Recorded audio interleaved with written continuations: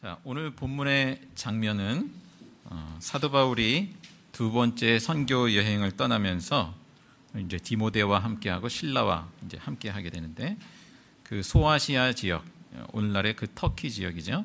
그 지역에서 복음을 전하던 중에 있었던 일을 소개하고 있습니다. 자, 오늘은 지도를 잠시 보면서 하겠습니다. 네.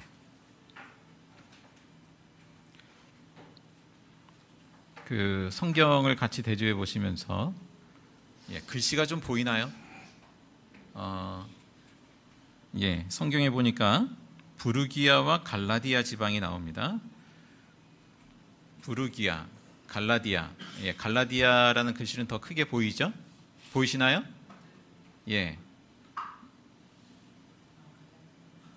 짚어주시면 안 됩니까? 오른쪽 위쪽에 갈라디아가 있고, 그 이제 남서쪽에 부르기아라고 보이시죠? 오늘날 터키 지역인데 대조해 보시면 되겠습니다. 그리고 보통 이제 성지순례를 간다, 터키 여행 간다 그러면 기독교인들 같은 경우에 갑바도기아 지역을 많이 가게 되는데요. 그 오른쪽에 갑바도기아라는 곳이 있죠. 자, 그리고 왼편에는 아시아 이렇게 표기되어 있습니다. 저도 처음에는 성경을 보면서 그 아시아로 하나님이 인도하지 않으시고 유럽 쪽으로 이제 복음을 전하게 인도하셨다라는 이 말씀을 보면서 기존에서 알고 있던 그 아시아만 떠올렸어요. 우리가 아시아에 속해 있지 않습니까? 근데 여기서 말하는 아시아는 그 터키 지역 중에서도 그 서쪽에 있는 그 아시아 지역을, 그러니까 로마 제국 당시에 그 하나의 속주로서 그 아시아 속주를 의미하는 것입니다. 자, 이 사도 바울이 그 비두니아 지역으로 가고자 했고, 또 아시아 지역으로도 복음을 전하고자 했습니다. 아시아 지역은 이미 보셨고요. 비두니아는 어디 있습니까? 갈라디아 위쪽에 보면 비두니아, 본도 이렇게 되어 있죠. 비두니아 지역. 그리고 저 비두니아 지역이 이제 저기 끝에 유럽 대륙 마게도니아로 이어지는 거기까지 이어지게 되는데요. 거기에 이제 이스탄불이 있습니다. 거기 살짝 끊겨 있죠. 그 해협이 끊겨 있는데 거기가 그 지역이 이스탄불이 되겠습니다. 오랫동안 수도, 중심지 역할을 했던 것이고, 지금은 이제 터키의 수도가 앙카라, 내륙 지방인데 그 전까지는 오랫동안 이스탄불이 중심지 역할을 했었죠. 그리고 역사적으로 그 니케아 회의, 또 콘스탄티노플 회의, 칼케톤 회의, 이런 교회의 그 여러 회의들이, 중요한 회의들이 있었는데 그 지역이 바로 그 이스탄불 가까운 지역에서 이루어졌습니다. 그러니까 비두니아 지역이 후대에는, 지금 본문에서는 이제 하나님께서 그쪽으로 가려는 길을 막으시고 다른 곳으로 행선지를 바꾸시고 하셨지만, 후대에서는 비두니아 지역이 굉장히 그 그리스도인들이 교회가 많이 세워지고 기독교화된 지역이 되겠습니다. 자, 그래서 베드로전서 1장 1절에 보면 여러 그 교회들의 문안을 하는데, 그 비두니아에 있는 교회에도 문안을 하는 내용이 언급되어 있습니다. 자, 오늘 말씀에 보니까 성령님께서 이 아시아도 아니고 비두니아도 아니고 허락지 않으시고 다른 곳으로 인도하시죠. 그래서 바울이 이제 무시아, 그 아시아라는 글씨 그 왼편에 무시아가 보이시나요? 무시아 지역, 거기서 서쪽으로 더 가면 에게해를 만나게 되는데 거기 항구 도시 드로아가 있습니다. 드로아. 표기되어 있죠. 글씨가 좀 위쪽에 표기되어 있는데 그 아래쪽입니다. 그 드로아는 여러분이 잘 아시는 데를 먼저 떠올려 보자면 20여 킬로 올라가면 트로이가 있습니다. 트로이의 목마를 기억하시죠? 들어본 적이 있으시죠? 네. 그 밑에 드로아라는 이 항구 도시에서 배를 타고 이동을 합니다. 이 드로아에서 환상을 체험하게 되죠. 무슨 환상입니까? 마케도니아 사람이 이 사도 바울 앞에 나타나서 우리에게로 와서 도와달라, 우리를 도와달라, 그렇게 간청을 하는 것이죠. 자, 이로 인해서 이제 마음의 확신을 가지고 여태까지 추구하려고 했던 소아시아 선교를 종결을 매듭을 짚고 그 다음에 유럽으로 향하게 되는 것이죠. 자, 어디를 거칩니까? 드로아에서 배를 타고 사모드라게란 그 에게해에 있는 작은 섬을 거치고 그 다음에 첫 번째 도시 유럽 대륙의 그 네아폴리 뉴폴리스라는 것입니다. 그러니까 신도시라는 그 뜻을 가지고 있는데 그러한 항구를 거쳐서 거기서 북서쪽으로 한 14km 가면 빌립보가 나옵니다. 빌립보가 보이시나요? 예, 마케도니아 지역, 오늘날의 그리스 북단 마케도니아 지역의 그 빌립보 표기되어 있죠. 자, 빌립보는 마케도니아 지방의 으뜸가는 도시라고 했습니다. 그때 당시로서는 로마의 식민지였고요. 또 로마의 그 퇴역 장군들이 많이 거주했던 그러한 장소였습니다. 자, 예, 여기까지 보시면 되겠습니다. 그 다음에 이제 13절을 보시면 자, 이렇게 사도 바울이 성령의 인도하심을 받아서 빌립보 지역에 이르렀습니다. 근데 이 빌립보 지역에는 아직 정착한 유대인들이 많지 않았어요. 그래서 회당이 없습니다. 그래서 유대 사람들이 있을 만한 곳을 먼저 찾아갑니다. 그곳이 어디냐 하면 강가였습니다. 유대 사람이 기도하는 처소가 있음직한 곳을 찾아서 강가로 갔는데 왜 강가로 갔을까? 왜 강가에 유대인들이 있을 법할까? 생각해 보건대 그 율법에 규정된 그 정결 예식을 행하기에 이 강가, 물가가 좋은 그러한 곳이었기 때문에 그러했을 것이다 라고 보는 것이죠. 자, 이 강가에서 누구를 만나게 되나요? 루디아라는 여인을 만나게 됐습니다. 이 여인이 어떤 사람인가? 14절에 보니까 그녀는 유대교를 믿는, 그래서 하나님을 공경하는 그러한 사람이었습니다. 이 여인은 그 장사를 했습니다. 자색 옷감 장수, 자색 옷감. 그때 당시에는 굉장히 고급에 속하는 소재였습니다. 자색 옷을 입는다, 이것은 어떤 신분을 나타내 주는 것이기도 했어요. 어떤 그 사람이 참 부유하구나, 뭔가 힘 있는 사람이구나, 어떤 권위를 나타내는 그러한 표시이기도 했습니다. 그래서 왜 그 복음서에 보면 그런 장면이 있죠. 로마 군사들이 붙잡힌 예수님께 무슨 옷을 입힙니까? 자색 옷을 입히지 않습니까? 그러면서 유대인의 왕이라고 조롱을 합니다. 그러니까 그 왕이나 그 신분이 높은 사람이 입는 옷이 자색 옷인 것이죠. 자, 루디아는 어디 출신이냐 하면 그 내용에 보니까 소아시아 지역에 속한 두아디라 출신이었습니다. 이 두아디라는 그 자주색 그 염료를 제조하고 또 염색 기술로 유명한 곳이었습니다. 이 염료는 어떻게 생산을 하냐 하면 그 지중해 연안의 그 조개류 또 내지는 달팽이, 여기로부터 아주 소량을 채취하는 거예요. 그러니까 이게 고가일 수밖에 없습니다. 그래서 이 여인은 이 두아디라와 이 빌립보를 오가면서 아마도 장사를 했을 것이다 라고 여겨집니다. 그리고 아무래도 이게 고가이다 보니까 귀부인들을 대상으로 해서 이 장사를 하지 않았겠는가 추정해 볼 수 있겠습니다. 그런데 주님께서 뭐라고 표현하고 있습니까? 그 여자의 마음을 여셨습니다. 그리고 바울의 말을 귀담아 듣게 되었습니다. 예수 그리스도의 복음을 받아들이게 되었고 집안 식구들과 함께 세례를 받게 됩니다. 이어서 바울 일행을 강권합니다. 자기 집에서 묵게 하죠. 그래도 다른 집들보다는 넓은 집이었으니까 또 그럴 법도 하겠죠. 그때 당시 빌립보 지역, 마게도니아 지역의 그 집의 그 평균적인 크기는 굉장히 작습니다. 그 고고학을 통해서 그 추정해 보는 그런 크기는 뭐 10평 내외 그 정도의 집 크기들을 대부분 가지고 있어요. 근데 루디아는 아무래도 그 사업을 하는 사람이고 그래도 어느 정도 부유한 사람이라고 한다면 좀 더 넓은 집을 가지고 있었겠지요. 자, 이후로 루디아의 집이 어떻게 됐을까요? 빌립보 교회의 시작이 되는 것이죠. 그리고 유럽 선교의 첫 번째 거점이 되었습니다.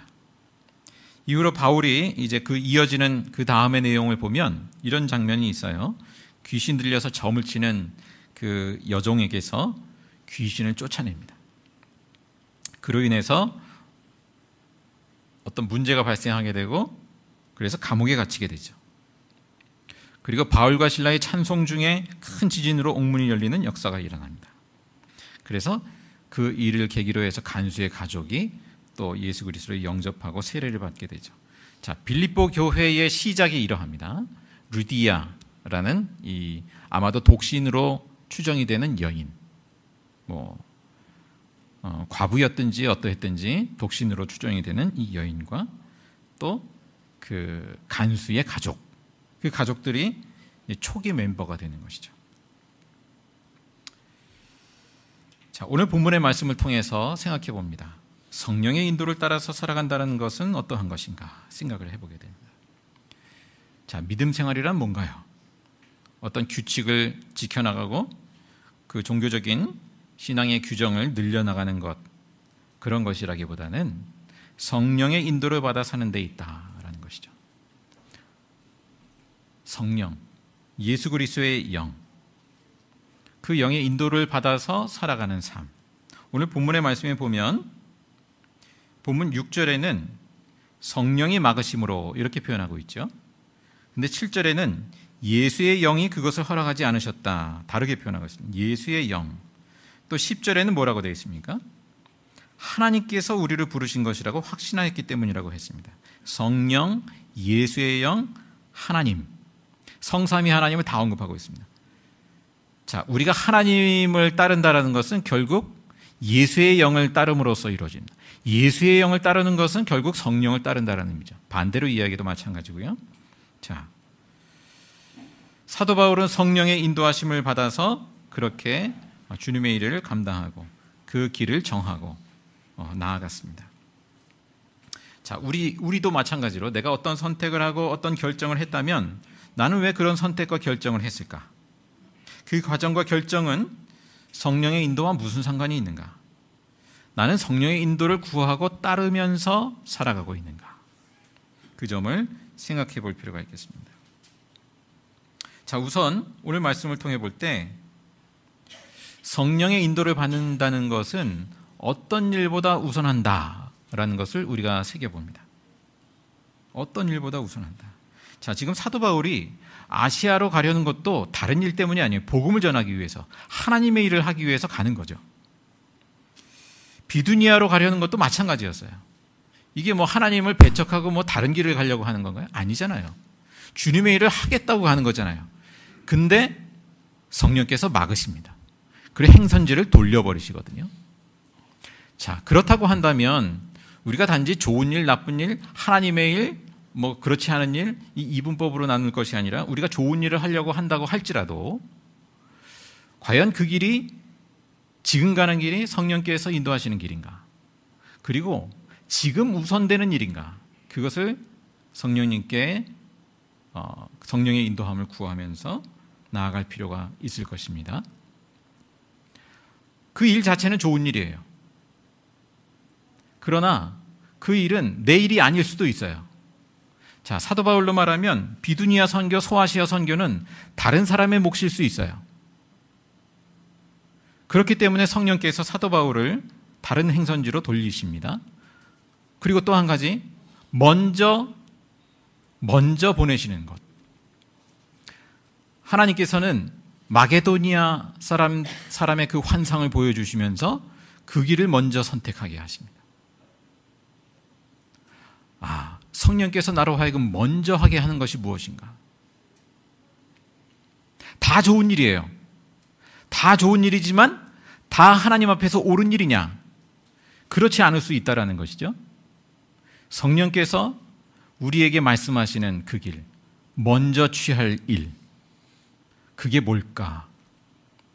그 길을 따르는 것이 성령의 인도하심을 따르는 것이겠구나라는 것이죠. 자, 결국 그렇게 바울은 빌립보로 가게 되지 않습니까? 자, 우리가 신앙생활을 하면서 믿음이 자란다라는 것은 성령에 민감해지는 거다, 이렇게 표현할 수 있으리라고 봅니다. 성령의 인도하심에 민감해지는 것이다. 우리가 어떤 봉사의 양을 늘려나가고 어떤 그 헌신의 양을 늘려나가고 어떤 규정들을 더 많이, 전보다 더 많이 지키고, 이 바리새인들이 그러했죠. 그러한, 물론 규정들이 나쁘다는 것이 아니라 그런 것들이 다 필요하긴 한데, 그러한 가운데에서도 우선하는 것은 성령께서 우리를 어떤 길로 인도하시는가, 어떤 일을 하게 하시는가, 성령께서 우리에게 어떤 마음을 부어주시는가, 무엇을 먼저 붙들게 하시는가. 자, 그 부분을 우리가 놓쳐버리면 어떻습니까? 예배를 규칙적으로 드리고 봉사를 규칙적으로 하고 또 뭔가 인간적으로 선하다고 생각하는 일들을 취하고 열심히 하기도 하고 다 좋아요. 그러나 성령께서 말씀하시는 것을 과연 듣고 있는가? 그 차원에서 보자면 아닐 수 있다. 다분히 아닐 수 있다라는 것이죠. 성령님은 우리의 길을 막기도 하시고 열기도 하시면서 소명의 길로 인도하시는 것을 오늘 본문에 보여줍니다. 성령의 인도를 받으면 길이 열리죠. 근데 그 길이 평탄대로가 아니에요. 사도 바울의 경우를 보면 가는 곳마다 핍박을 감수해야 했습니다. 이 빌립보에서도 매질을 당하고 감옥에 갇히지 않습니까?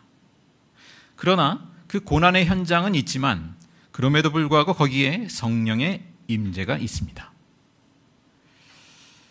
자, 성령께서 우리의 길을 막기도 하시고 열기도 하시면서 끝내는 우리를 어디로 인도하시는가? 그 소명의 길로 인도하시는데, 자, 성령님께서 우리를 인도하시는 그 소명의 길이라는 것이 무엇일까? 각기 조금씩 모양새는 다를 수 있어도요, 결국 성령께서는 사도 바울이 그러하듯이 또 루디아가 그러하듯이 우리를 향해서도 그 하나님의 나라라고 하는 것, 하나님 나라 그 구원의 역사에 참여하게 하시는 그 소명의 길로 우리를 인도하시는 것이 아니겠는가라는 것이죠.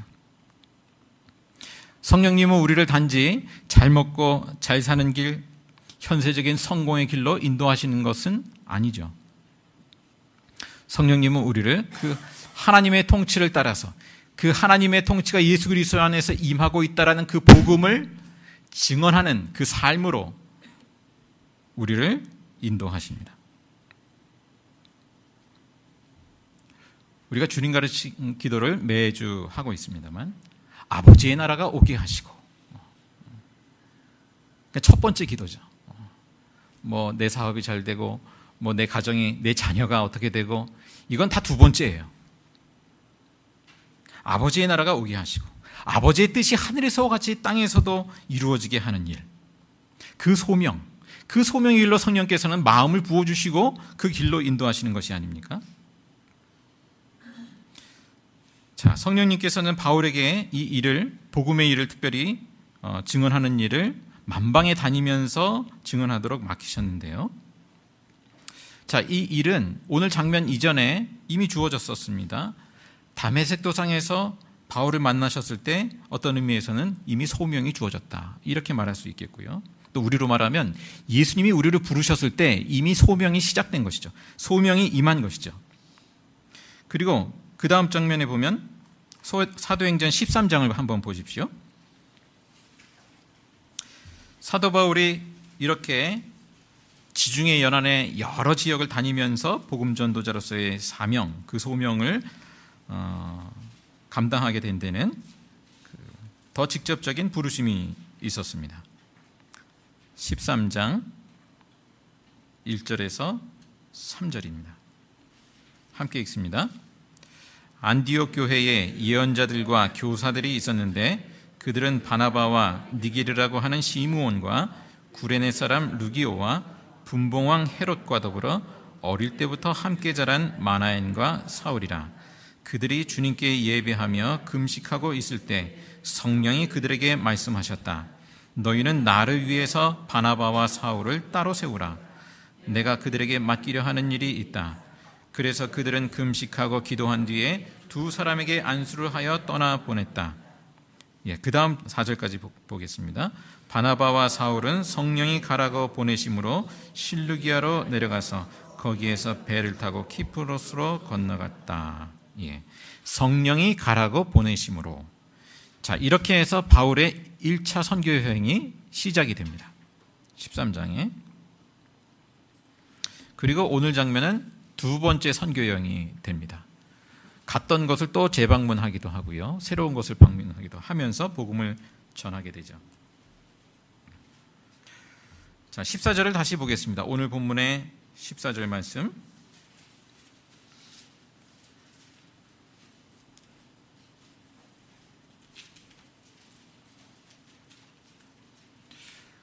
자, 사도 바울을 보내신 성령께서 앞서서 행하시고 또 바울의 능력 이전에 성령께서 일하심을 보여줍니다. 14절에 보면 주님께서 그 여자의 마음을 여셨으므로 그는 바울의 말을 귀담아 들었다고 했습니다. 자, 사도 바울이 복음을 전할 때 누가 마음을 열지 정확히 알 수는 없습니다. 누가 복음을 받아들일지 잘 알지 못하죠.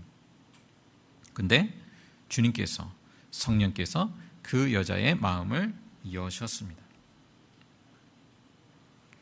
자, 마찬가지로 성령님께서 우리를 누군가에게로 보내시죠. 보내시면서 복음의 증인, 예수 그리스도의 증인이 되게 하십니다. 우리는 누가 그 마음을 열고 받아들일지 정확히 잘 알지 못합니다.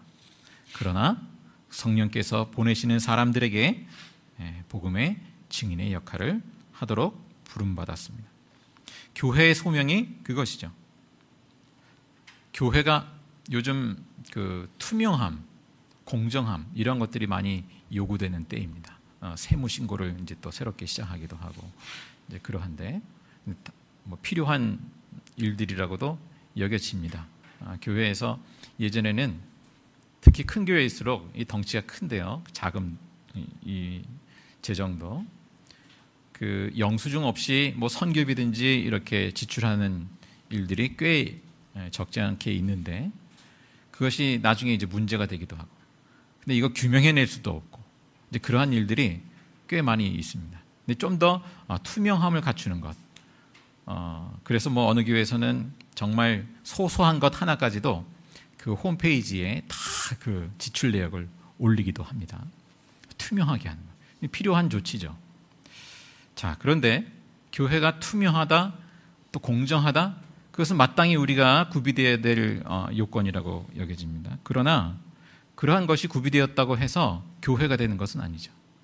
교회의 첫 번째 사명은 투명함이나 공정함, 그건 당연히 마땅히 필요하지만 첫 번째 하나님께서 부여하신 사명은 아니죠. 무엇입니까? 하나님을 함께 예배하고 성령과 진리로 예배하고 그리고 성령의 인도하심을 따라서 복음을 바르게 증언하는 것, 그러한 증언하는 공동체로 자리매김하는 것, 그것이 교회의 본질적인 사명이죠. 그것이 빠져버리면 아무리 투명하고 아무리 공정하고 아무리 어디 기부를 구제를 많이 하고 이러한 것이 많을지라도 교회가 되지는 않습니다. 예전에 제가 주님의 교회 다닐 때 그런 느낌이 없지 않아 있었어요. 소위 그래도 건강한 교회라고 일컬어지던 교회였거든요. 건강한 교회에 나가기만 해도 내가 왠지 건강해진 것 같아요. 근데 그게 착각이더라고요. 성령의 인도하심을 받을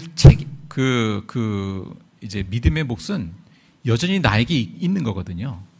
내가 가만히 거기 앉아서 예배드리고 거기를 출석하고 다닌다고 해서 내가 믿음이 저절로 이렇게 상승하느냐 하면 그건 아니거든요. 성령의 인도하심을 따라서 살아가는 삶의 몫은 고스란히 나한테 여전히 남아 있습니다. 그것은 그냥 가서 앉아 있는다고 해서 해결되지 않아요. 자, 우리는 어떻습니까? 개개인 어떤 믿음의 삶을 살고 있는가? 우리가 정말 윤리적이 되어야 하고 도덕적이 되어야 하고 바르게 하고 공정하게 하고 다 필요한 것이죠. 투명하게 하고. 복음은 그것을 요구합니다. 그래서 그러한 것들을 구비하는 것이 마땅합니다. 그러나 복음이 없이 단지 그러한 것들로만 채워져 있다면 그곳은 교회가 아닙니다. 아직은. 그 사람은 아직 그리스도인이 아닙니다. 예수 그리스도의 복음, 하나님 나라의 복음이 우리 안에 있는가? 성령의 인도하심을 따라서 살아가고자 하는 그러한 믿음의 반응, 그 반응이 우리에게 있는가? 만약 그것이 없다면 내가 과연 그리스도인인가? 나의 믿음의 현주소는 현재 무엇인가? 그것을 우리가 곰곰이 생각해보고 말씀의 길을 다시금 따라갈 필요가 있겠지요.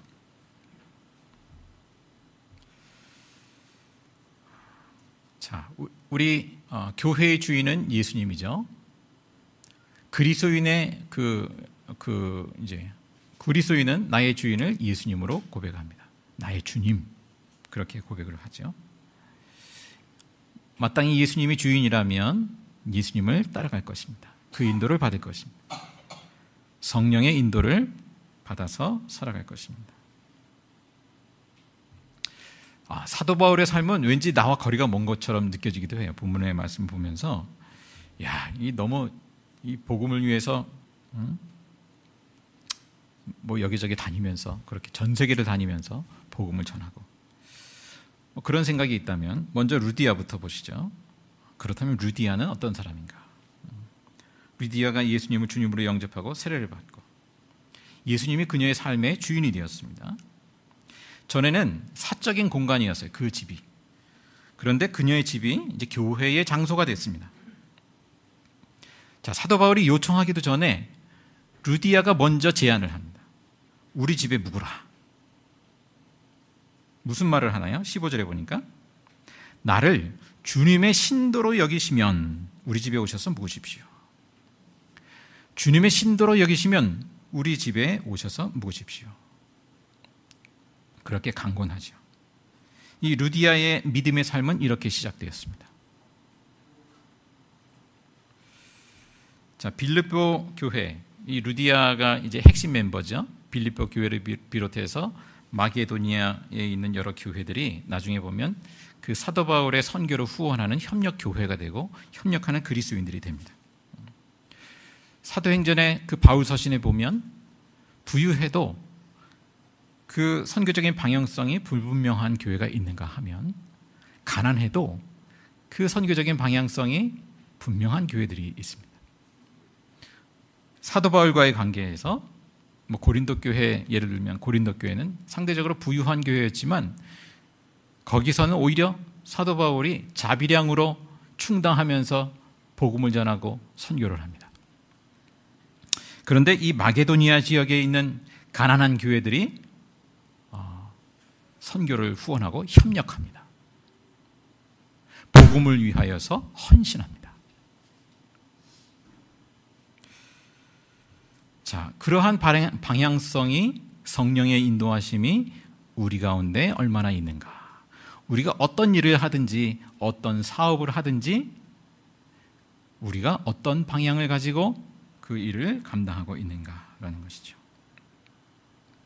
요즘 묵상하고 있는 예레미야서의 말씀에 보면 그런 외침이 있죠. 6장에 보면 예레미야 선지자가 그들은 귀가 막혀 주님의 말씀을 들을 수 없다라고 탄식을 합니다. 복음서로 넘어오면 예수님이 그런 말씀을 하시죠. 들을 귀 있는 자는 들으라 거듭 말씀하십니다. 요한계시록에 가면 교회들을 향하여서 귀가 있는 사람은 성령이 교회들에게 하시는 말씀을 들어라 이렇게 전하고 있습니다. 자, 예레미야 시대의 문제, 또 예수님 시대의 문제, 요한계시록의 시대의 문제 동일합니다. 귀가 있는데 성령이 말씀하시는 그 음성을 듣지 않더라는 것이죠.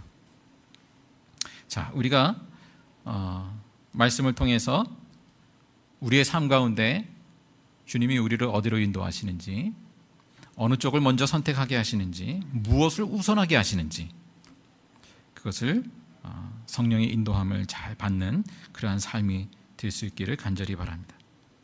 신앙의 연수가 차오를수록 나의 스케줄을 넘어서 성령의 인도를 따라서 살아가는 삶, 그건 저절로 되는 건 아니죠. 늘 말씀과 기도 가운데 주님을 찾는 사람, 그 사람 속에 역사하는 성령께서 그 일을 행하실 것입니다. 자, 성령께서 우리를 어떤 만남으로 인도하실까? 우리 룩 305, 룩이란 의미를, 그렇게 의미를 우리가 새기고 있습니다만, 응시해서 보자. 누가 루디아와 같은 그렇게 우리에게 붙여주신 사람인가?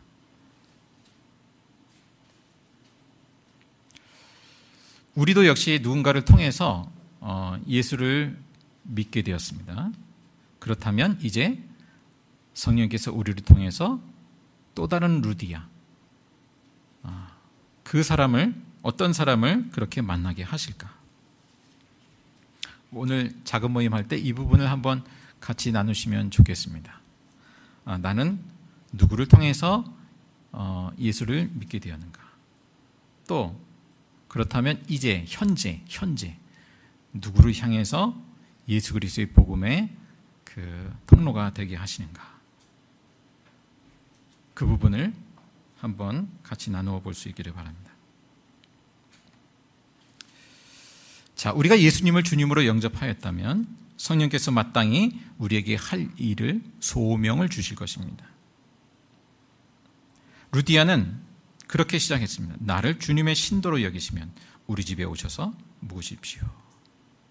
그렇게 본인이 하나님 앞에서 할 수 있는 한 가지 일을, 복음의 일을 감당하기 시작했습니다. 성령께서 오늘도 우리를 인도하십니다. 하나님 나라 복음의 소명으로 우리를 인도하시며 함께 하십니다. 기도하겠습니다.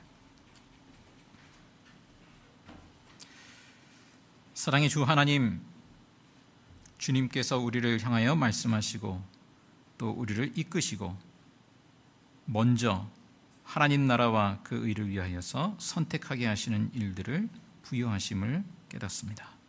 주님, 저희들의 귀가 열려 있게 하시고 우리의 눈이 하나님 나라를 향하여 바라보게 하시고 성령의 인도하심을 좇아서 선택하며 결정하며 그 길을 따르게 하여 주옵소서.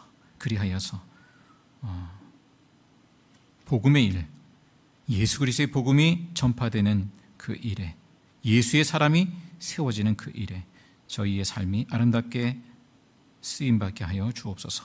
감사드리며 예수님의 이름으로 기도드리옵나이다. 아멘.